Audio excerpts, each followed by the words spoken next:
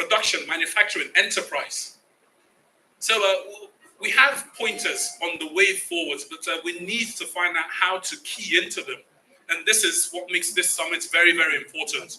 We've got huge problems. Now, media plays a massive role because media, as media practitioners, I am a media practitioner. As media practitioners, I should say, our role is to promote our culture, to disseminate information, to inform you, to educate you, to entertain you. But we also have another important role. We are to set agenda. So when we identify problems like this, we're meant to key into, with other stakeholders to find the way forward. This, in a nutshell, is the biggest, most important role of media. Now, as a media practitioner, we are still suffering from the hangover of military rule because some of us are difficult to transition from the role we played then of holding the government to account. It was a very dark period in our nation's history. So we're finding it challenging to migrate from the role of looking over the shoulder of government to playing a more developmental role, which is creating platforms where we can aggregate discussions to proffer solutions on the way forward. This is where we find ourselves now. This is the 21st century Nigerian media, not the Cameroonian media, not the British media, the American media, no, the Nigerian media, because we've got our peculiar problems. So media, I think we can break into two basic areas, social media and traditional media. Social media, you're talking about your applications, the internet, and all these other places that bring a lot of people together. Now, as far as enterprise development is concerned, social media has proven to be a very important tool because it has presented itself to be a virtual marketplace, a virtual meeting place, a virtual place for learning. And this is what we see happening. Especially during the COVID era, we now realized the importance of leveraging on media. Many people before did not know you can actually run your business without being physically present. You got things like Zoom. They enjoyed massive boom during the COVID-19 era.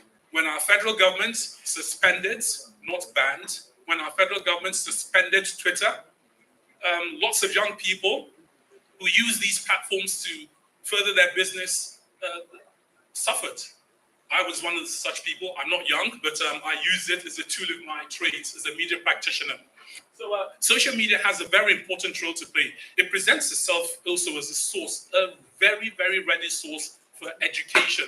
Right now, you can go online and pretty much find out how to do anything. You can educate yourself. Technology has made it possible for information dissemination and management to be much easier than it was, I don't know, 25, 30 years ago. Now, some of us here grew up in an era where you had to go to the library, you would present yourself at the library, hand over your library card, tell the librarian what you wanted, you be directed to a certain part of the library, you access a book, you go to a certain chapter to get the information you want. Now you got smartphones. So, it's at your fingertips. So the process of acquiring information, this is equally important. The process of how we acquire information has evolved thanks to technology. But sadly, not much else has. And this is a problem. Now, let's look at traditional media. That's your print media, your radio, your TV. I'll start with electronic media. That's my main constituency, talking about radio and television. Now, I'm an avid radio listener. I don't know how many of you here listen to the radio. Anybody got their favorite stations? We're radio listeners, yes? And we have stations we tune to in the morning to get our information and so on and so forth. Now, as a practitioner in that sector, we have our work cut out for us. I'm highly critical because, as I said, this is my constituency. I believe the standards can be better because we have, again, a huge role of agenda setting to play regarding entrepreneurship. Our standards of presentation need to be better. What does it take to be a good presenter? It means do your research very well, understand what you are talking about, but most importantly, this thing you want to talk about, or if it's television, this program you want to air, how important is it to the audience? Are they going to be interested? How is it going to affect their lives?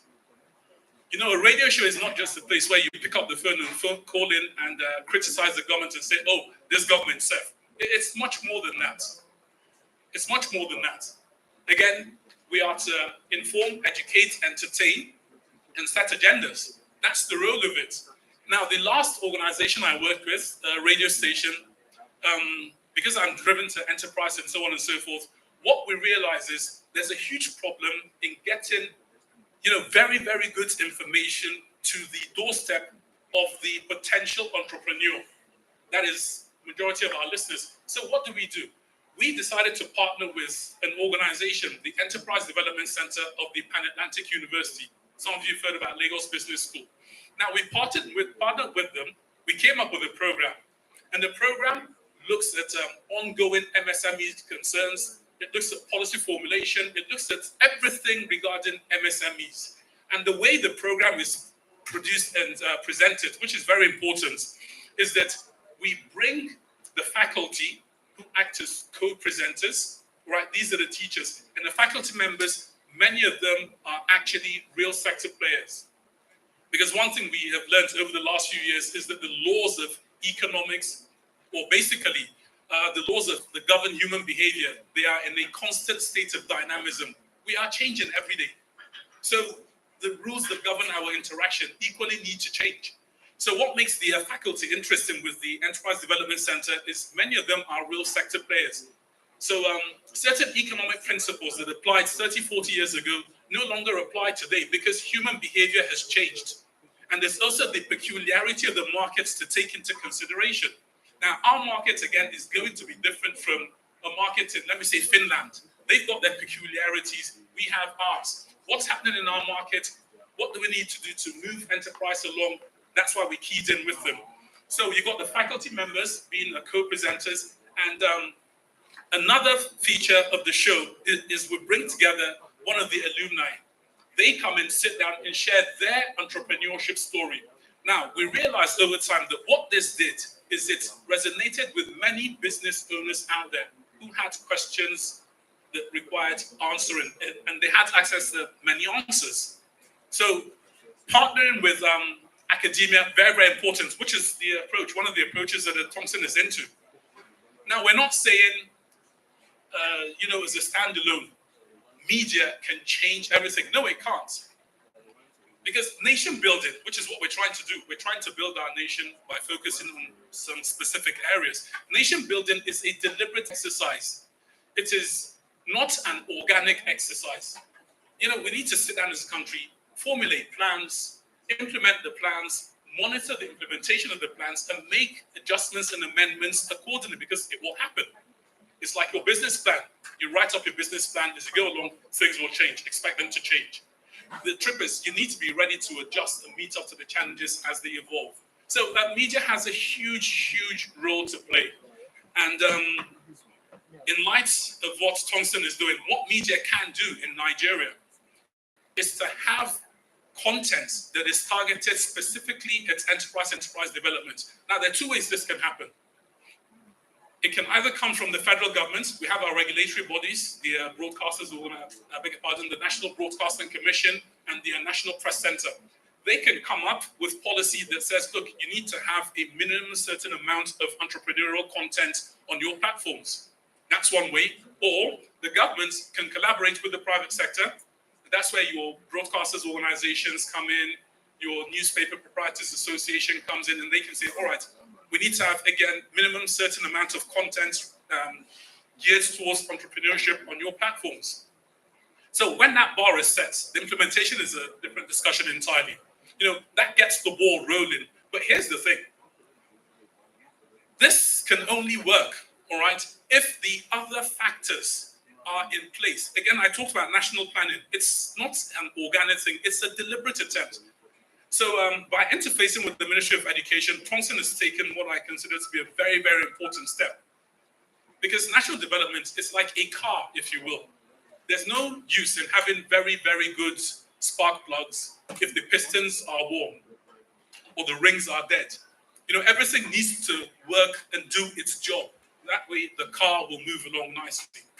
So again, just to quickly round off, because I don't have much time, media should present a platform where we can aggregate very, very good ideas for implementation by the authorities. That's the single most crucial role it can play. That's go searching for answers, The watchdog aspect is very important in our profession, but we also need to ramp up the volume regarding, again, moving the country forward by way of offering solutions. I think I'll stop here so we can give other speakers an opportunity. Thank you all so much.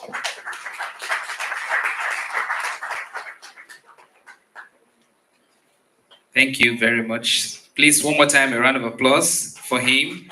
It's been a wonderful presentation so far, talking about the media and the role of the media in entrepreneurial thinking and how we can move ahead in the economics of this country, and also what role can media play in the life of our children. He made mention of what some other speakers have mentioned about education being a scam. I don't believe it's a scam, but you know, our children of this, what do you call them? Gen Zs, right?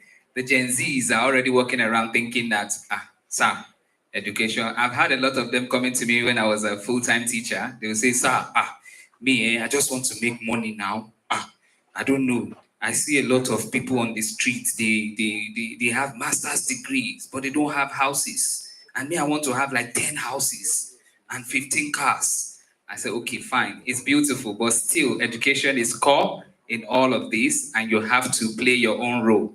Now, based on that, we are going to call on the next person to come and speak to us. And this time around, I'm already alluding to education. So you can get that we are now going to a bit of education kind of conversation proper. Okay, so our next keynote address would be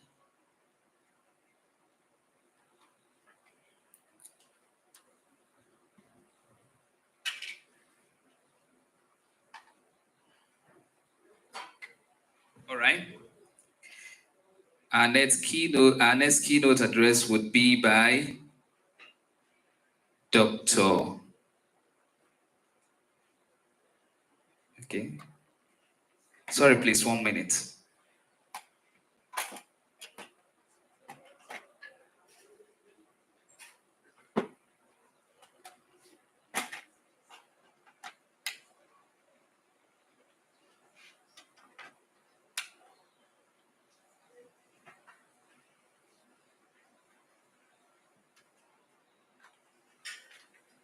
All right, So our next keynote speaker is Dr. Jacinta. Please, as she comes forward, let us appreciate her. She's going to speak to us on... I'm not happy. This applause is not enough. Is it because it's educator? She's coming to speak to us about education. I don't like it. I'm a teacher. I have to represent her. Let's do a clap. Another one. Another bigger one. Another bigger ones. Thank you very much. You're welcome, Dr. Jacinta. Thank you very much, my professional colleague. It is afternoon. Good afternoon, everyone.